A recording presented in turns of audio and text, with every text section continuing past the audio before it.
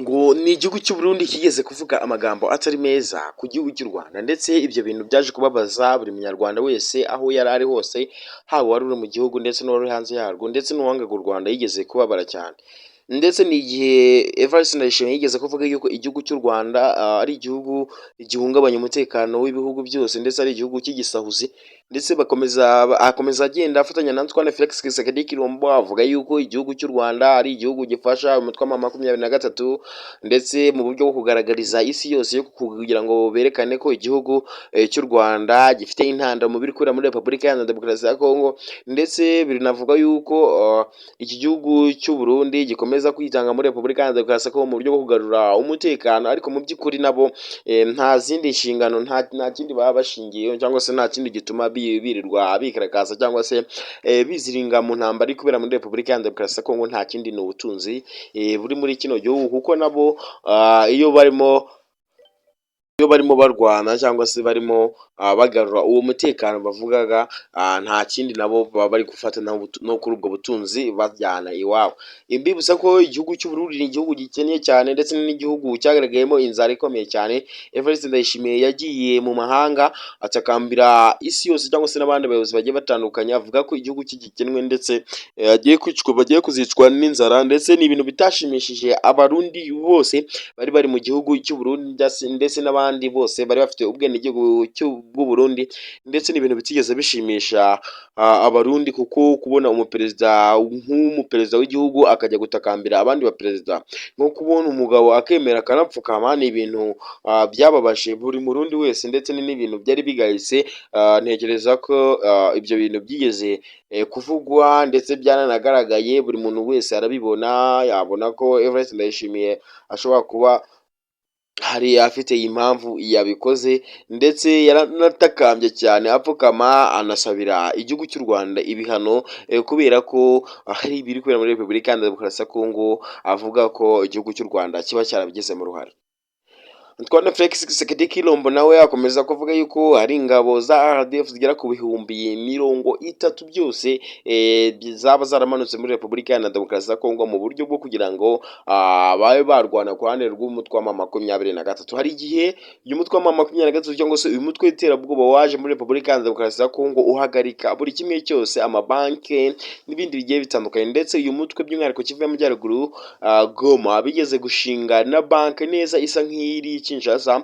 Binavuga yuko abaturage bamwe na bamwe baragiye bagaruka mu byabo, ndetse ari abaturage bamwe nabo bagenda bakunda zino nyeshyamba, ndetse n'abaturage bagaragaye bavuga ko bashyigikiye izi nyeshyamba z'umutwe wa M23, nazo zidahwema kwita ko ari abaturage ba Repubulika Iharanira Demokarasi ya Kongo, kandi ko basaba Antoine Felix Tshisekedi Tshilombo gushyira hamwe bose igihugu bakakiyoborana, kuko nabo bavukiye muri Repubulika Iharanira Demokarasi ya Kongo.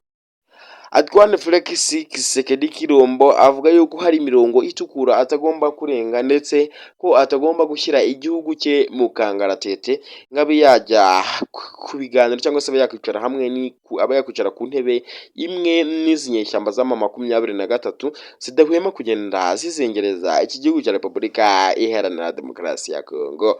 Amahanga amwe n'amwe yararebereye intambara irakara muri Repubulika Iharanira Demokarasi ya Kongo.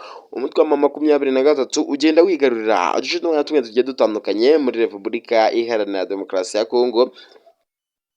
Nyuma amahanga amwe n'amwe agenda asaba ko Antoine Felix Tshisekedi Tshilombo yagabanya kwinangira, ndetse no gukomeza gutesha abaturage batuye mu gihugu cyiwe umutwe, ndetse ko abenshi bagiye bitaba Imana. Ibikorwa remezo byo muri kino gihugu bimwe na bimwe bikagenda birimbuka, abaturage bakavanwa mu byabo, uduce tumwe na tumwe tukigarurirwa, igihugu kigafungwa, ndetse bakanamusaba yuko ashobora kwemera ibiganiro hagati y'umutwe wa M23 ndetse na leta yabo y'i Kinshasa. Bamwe mu basirikari bari bafatanyije na Antoine Felix Tshisekedi Tshilombo cyangwa se n'abayobozi bagiye bagaragara bava kuri uyu mutwe, bava kuri leta y'i Kinshasa biyunga ku mutwe wa M23. Hari abapolisi bagera ku gihumbi benshi cyane bagaragaye ko bemera kwiyunga n'umutwe wa M23, kandi bari bafatanyije na leta y'i Kinshasa kuyobora kino gihugu cya Repubulika Iharanira Demokarasi ya Kongo. Uyu mutwe wa M23 uvuga yuko wababajwe cyane na leta y'i Kinshasa, kuko uhora usaba ibiganiro ndetse no guhabwa uburenganzira bwa muntu mu gihugu cyabo, ariko Antoine Felix Tshisekedi Tshilombo ngo ntabikozwe. Bashyizeho ibyumweru bibiri byo kuganira cyangwa se byo kurebera hamwe ibibazo biri kubera muri Repubulika Iharanira Demokarasi ya Kongo. Bavuga yuko bagomba kuba bahagaritse intambara ndetse n'abahunga bagahunga, ndetse n'abaturage bamwe na bamwe batemera guhunga bakagenda babanza bagahumeka.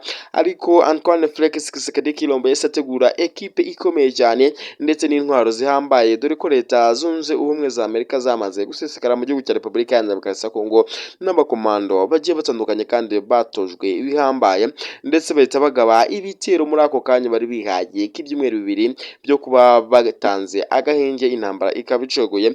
Antoine Felix Tshisekedi rero yahise abarya umugono, ahita agaba ibitero bigiye bitandukanye, uduce 10 ahita twigaruriza mu kanya nk'ako guhumbi.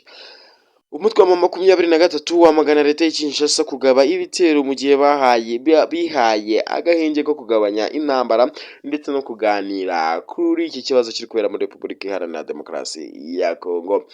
Ibyo byose rero ni ibikubiye hano kuri uyu muyoboro. Nimba ari ubwa mbere wageze, ugomba kanda subscribe ugafungura inzogera kugira ngo ibiganiro n'amakuru tubahereza bijye bibageraho 5 kuri 5.